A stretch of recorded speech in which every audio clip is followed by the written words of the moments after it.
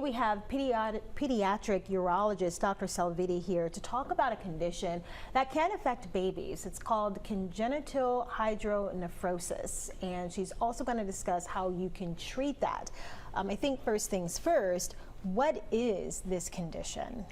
Congenital hydronephrosis is a very common condition. Oftentimes it's referred as antenatal or prenatal hydronephrosis because it's often diagnosed during pregnancy.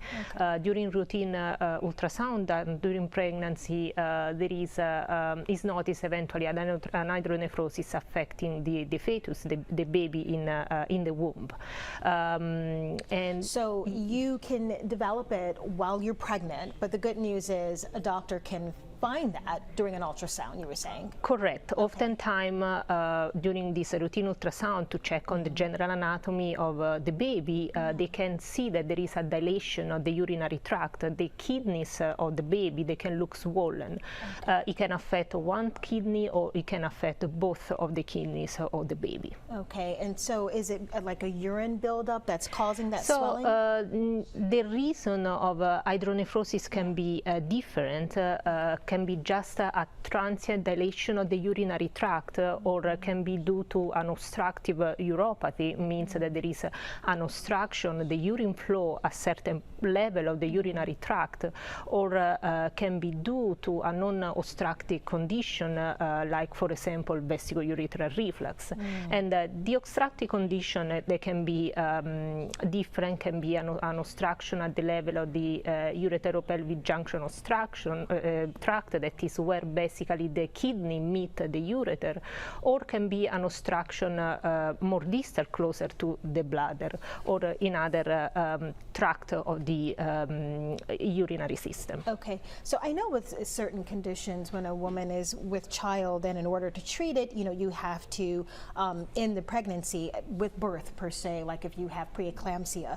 In terms of treating this, is this something that can be treated while the baby is still in the womb, or does the baby have to come out? No, most of the time congenital hydronephrosis doesn't need to be treated during pregnancy. Okay. When there is a diagnosis of prenatal hydronephrosis, what happens is that after birth, usually 48 hours after birth, the baby will get a renal bladder ultrasound to evaluate the degree of hydronephrosis, how severe this hydronephrosis is.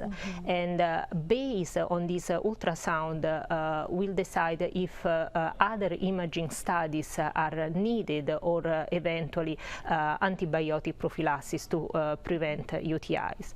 Nowadays, there are classification systems that help actually indirecting the management of prenatal or congenital hydronephrosis. Are certain women predisposed to this?